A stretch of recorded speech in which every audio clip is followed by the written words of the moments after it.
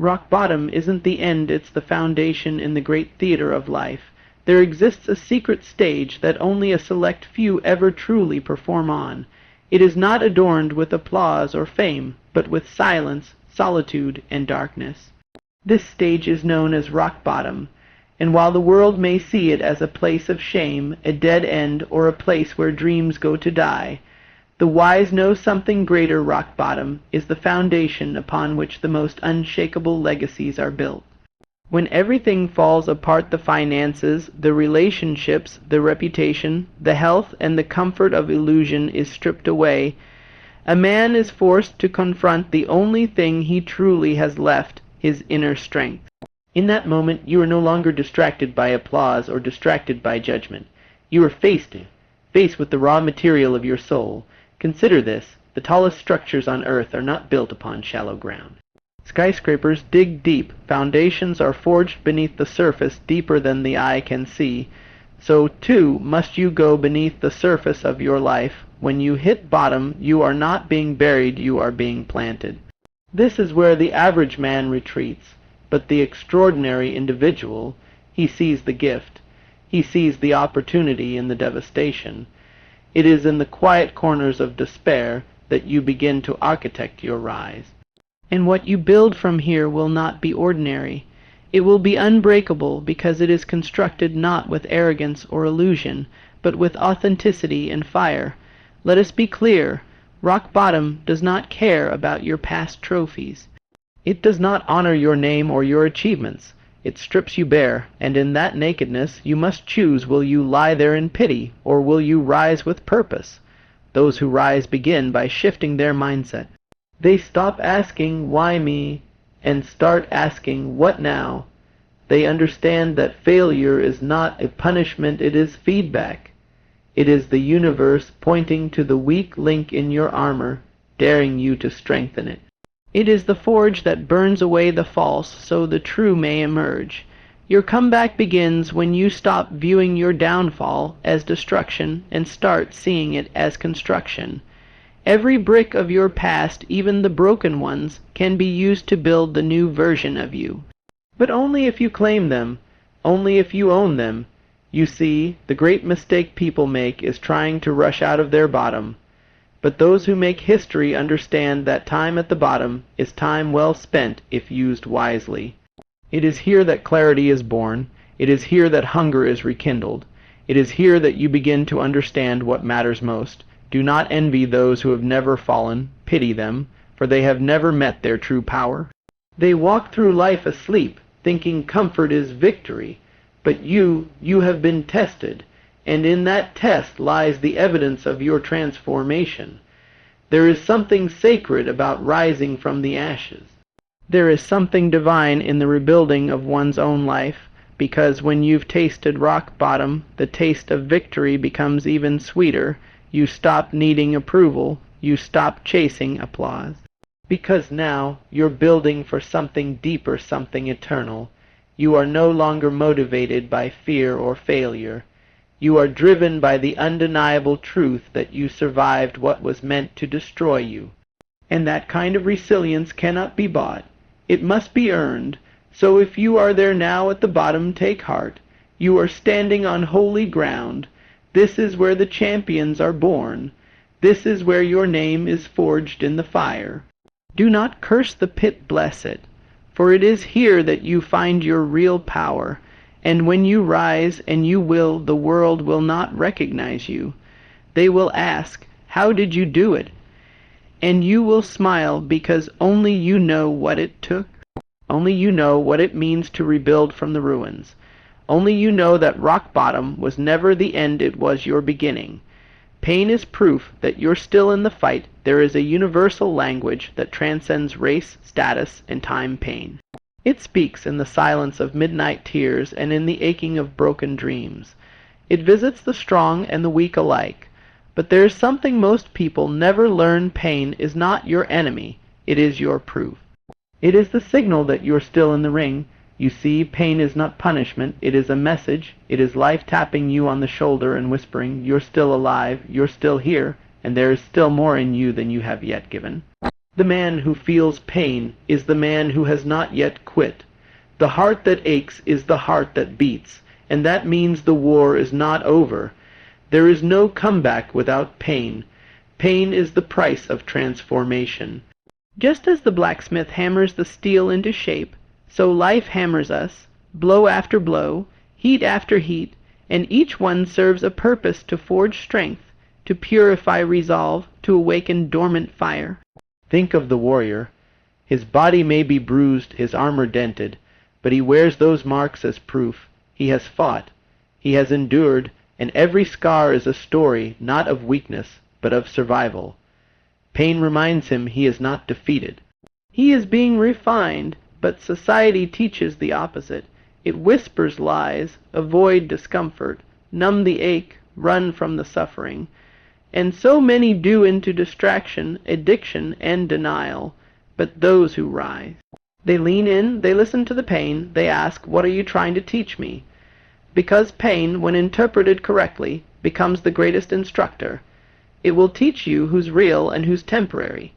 It will teach you where your boundaries lie and where they must be expanded. It will teach you where you are misaligned and what must be released for the next level of your life to appear. When you feel pain, emotional, physical, or spiritual, do not run. Do not curse it. Recognize it as your coach. Recognize it as the fire that separates the gold from the dross. The journey to an epic comeback does not come wrapped in ease.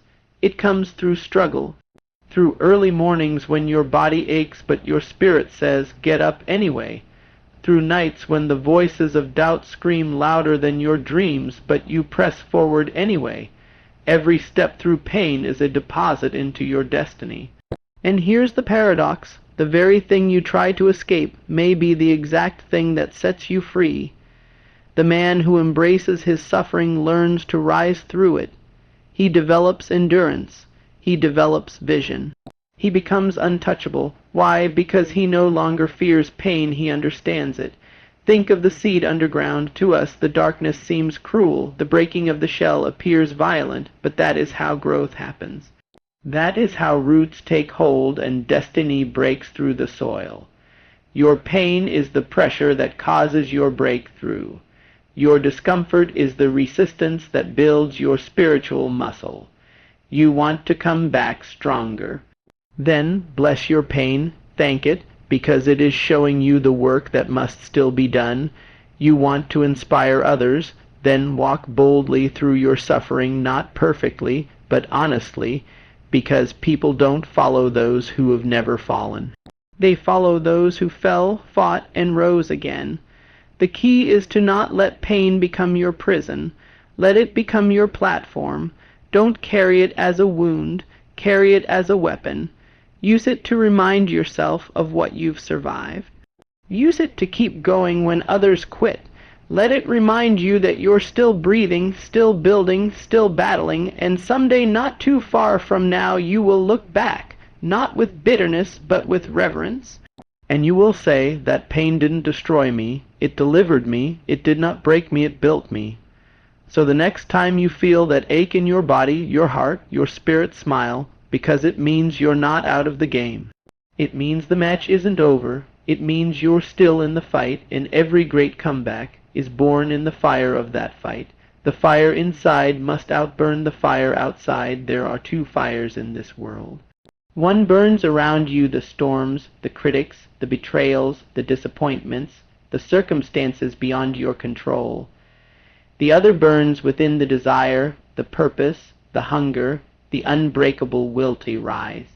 And hear this truth now. Your comeback will only happen when the fire inside you outburns the fire outside. Life will test you. It will try to suffocate your spark with waves of doubt, rejection, loss, and hardship. But those are not your undoing, they are your unveiling. Because when the heat rises, the world will finally see what you're made of. You see, external fire is meant to provoke your internal flame. It's meant to wake you up, shake you up, and force you to answer the question that determines your destiny. Do you have something burning inside that refuses to be extinguished? This internal flame, this is not talent. Not luck, not resources, it is resolve, it is spirit. It is that fierce inner certainty that no matter what comes against you, you will not fold. You may bend, you may stagger, but you will not break. Because the furnace inside you is built in silence, in solitude, in the dark places where no applause echoes and no eyes are watching. When the fire inside is stronger than the fire outside, you don't just survive storms, you walk through them like they were wind. You don't panic at opposition, you see it as confirmation. You stop asking for ease and start demanding growth, because ease is for the ordinary, fire is for the forged. Consider the candle. A slight breeze can blow it out, but forge that same fire into a torch, and it becomes unstoppable. That is your task.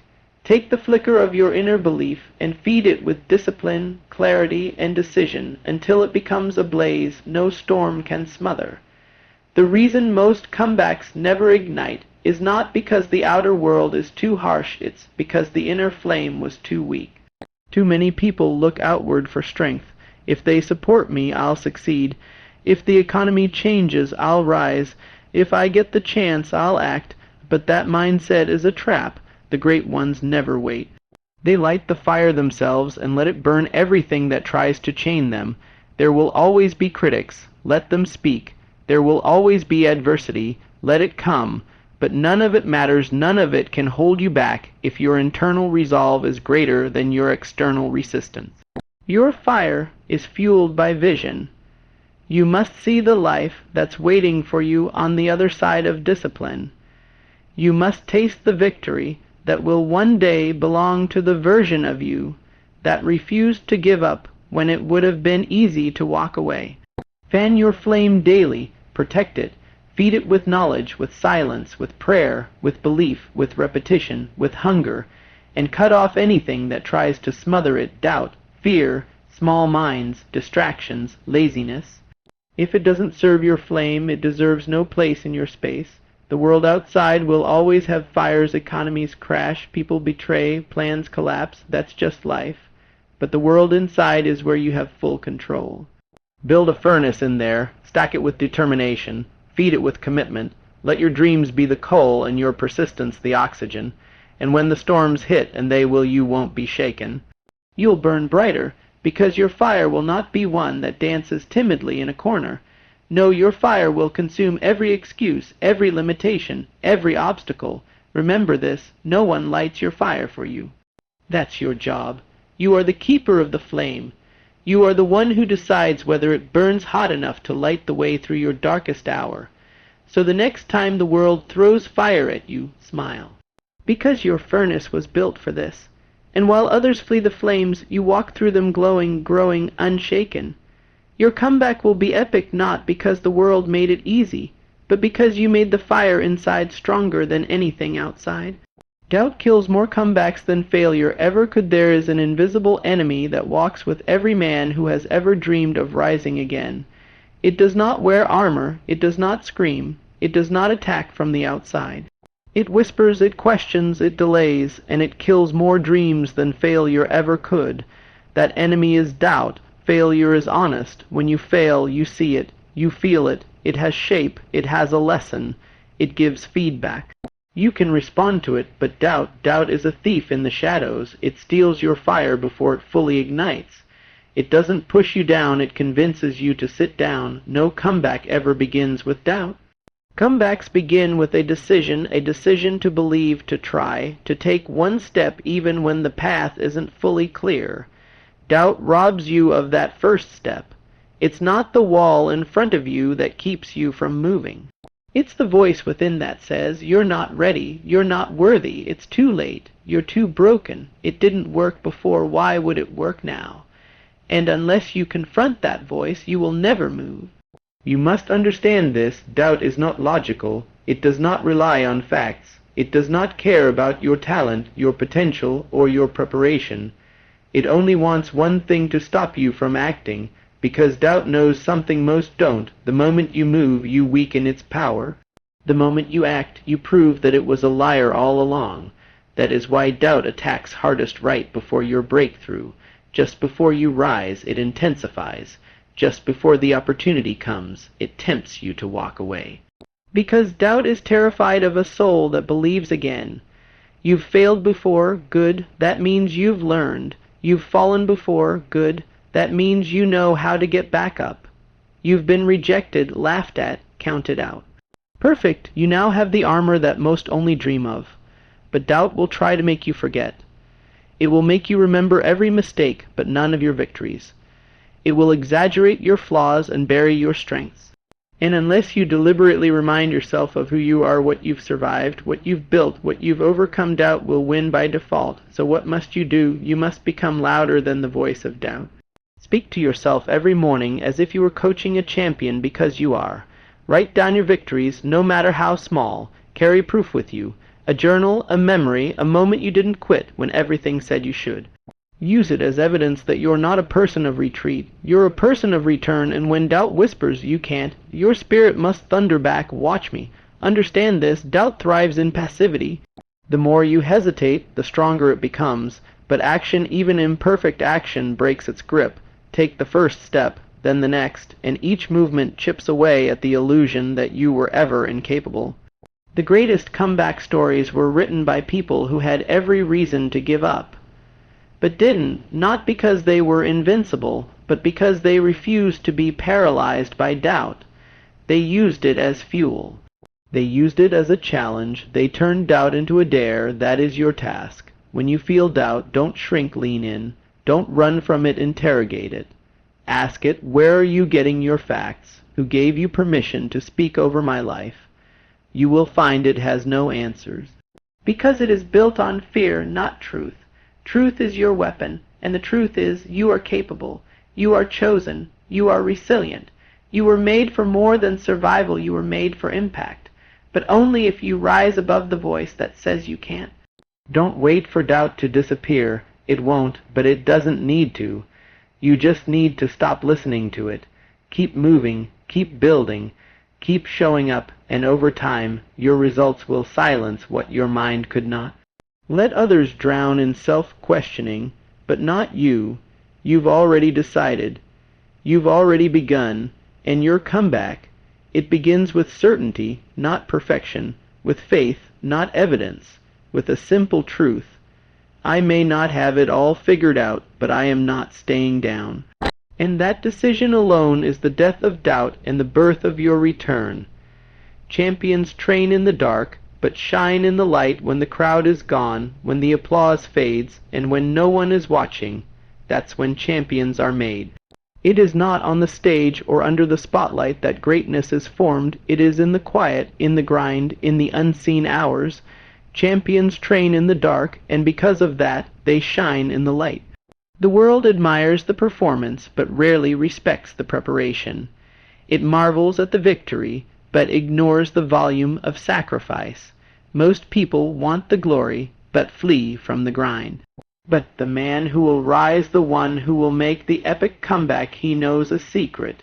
If you master the shadows, you won't fear the spotlight. Think of the oak tree. It begins as a seed buried beneath the earth, hidden, unnoticed, without applause. Yet in that darkness it pushes, stretches, roots itself deep. Without that dark place there could be no strength, no foundation, no rise. You, too, are in a season of preparation, not punishment. The silence you feel is not the absence of movement. It is the presence of transformation. While others are sleeping, scrolling, or complaining, you must be building. While they wait for permission, you must practice. While they seek comfort, you must seek challenge. Why? Because when your moment comes, and it will, you won't rise by luck. You'll rise by muscle memory forged in the unseen hours. You see, when the lights come on, it's too late to prepare. You don't become a champion on game day. You reveal that you've already been one in the shadows, when no one clapped, when no one believed, when no one noticed. The truth is, most people never make the comeback because they can't stand the silence. They crave the validation of others more than they crave the discipline of self. But the real ones, they don't need an audience. Their mission is enough. They show up to the gym with no crowd. They rehearse the speech to an empty room. They write the book no one's reading. They train their minds, sharpen their focus, and hold themselves accountable when no eyes are watching. Why? Because they're not trying to impress, they're trying to improve. Greatness is built in solitude, when the phone is off, when the room is quiet, when your own doubt is your only company. It's in those moments that you push through the temptation to quit, and every time you push, your spirit grows stronger. Every rep, every word, every step, it all adds up, and the world doesn't see it until it does. When your comeback moment arrives, you won't need to scramble. You'll simply step forward, not with arrogance, but with certainty, because you'll know deep down, I've earned this, I've bled for this, I've trained for this moment when no one saw me. This is the difference between those who wish and those who win. Wishing hopes the opportunity comes and then tries to get ready. Winning prepares every day, so when opportunity arrives, it's already too late for anyone else to catch up. So train in the dark, work when it's not exciting, build when no one is looking, because consistency without applause is the ultimate power. That's where identity is shaped. That's where warriors are formed. That's where discipline sharpens your destiny. Let the world sleep. Let them laugh. Let them doubt. But you train, you rise, you build your power in silence. You carve your name into greatness through repetition. And when the light hits, when the door opens, when the moment arrives, the world will look and say, "Where did he come from?" And you'll smile not because they finally see you, but because you never needed them to. You shine because you trained because you believed, and belief backed by action becomes inevitable greatness. So remember, your comeback will not be made public at first. It will be made in the private, in the lonely, in the daily decision to show up for your future self. Champions don't wait to be seen. They train unseen, then they own the spotlight.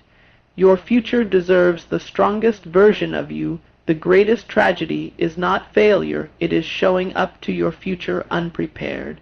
Not because you weren't given the chance, but because you didn't become who the future was waiting for. Your future deserves the strongest version of you, not the comfortable you, not the distracted you, not the version of you held hostage by excuses, fear, or past wounds. The future is calling for your highest form, and it's time to answer. Life is not waiting on a miracle. Life is waiting on you forged, focused, and fully awake. Your comeback is not just about you. It's about every life you're meant to touch, every purpose you're meant to fulfill, every room you're meant to walk into and shift the atmosphere. But that will never happen if you keep carrying yesterday's weakness into tomorrow's opportunity. Too many people pray for a better future but refuse to build a better self. They cry for elevation but ignore preparation. They want the throne without enduring the training, but the truth is you don't get what you want. You get what you become. To become the strongest version of yourself, you must wage war on the weak one within. You must face the parts of you that make excuses, that seek comfort, that procrastinate when it's time to move. This isn't about perfection, it's about power. The power to choose growth over ease, the power to act when no one's watching, the power to say, I owe it to my future to be more than I've been. Strength is not built in theory, it is built in adversity. You must earn the mental muscle to endure storms without folding, the emotional resilience to be misunderstood without needing to be rescued, the spiritual depth to keep going when nothing makes sense and no one is clapping. That's strength, and that's what your future requires. You're not climbing just for today's comfort, you're climbing so your future has solid ground to stand on. Every rep you do in the gym, every book you read, every habit you master, they are bricks in the foundation of your destiny. You may not see the full house yet, but the blueprint is already drawn, and it demands a builder who will not quit until it's done. Don't train for applause, train for alignment. Train for the man or woman you will one day look in the mirror and respect without needing validation. The strongest version of you is not defined by muscles or money. It is defined by mastery over your mind, your emotions, your time, your standards, your future family, your future mission, your future self. They are depending on you to do the hard work now. The discipline now, the self-denial now, not because it's glamorous, but because it's right. Because nothing great is ever built by the lazy, and nothing worth living for is achieved without pressure. Pressure creates diamonds, but only if you don't break. only if you rise to meet it again and again with grit and grace. Only if you remember that you were never designed to stay average, you were designed to evolve. To stretch, to become a fortress of strength for those who will one day look to you for guidance, leadership, and light. The strongest version of you is already inside. It's not something you find, it's something you build. And every time you choose action over avoidance, every time you reject the easy way, every time you keep your word to yourself, you chip away at the weak version until all that remains is the warrior. This is your responsibility. No one else will do it for you. No one else can live your potential. No one else can carry your crown. You must become strong enough to wear it. So when you feel tired, remember who's waiting for you. When you feel like giving up, remember why you started. When you feel like the process is too long, remember you're not training for a moment. You're training for a legacy. Your future is watching. Make sure the version of you that shows up is strong enough to take it.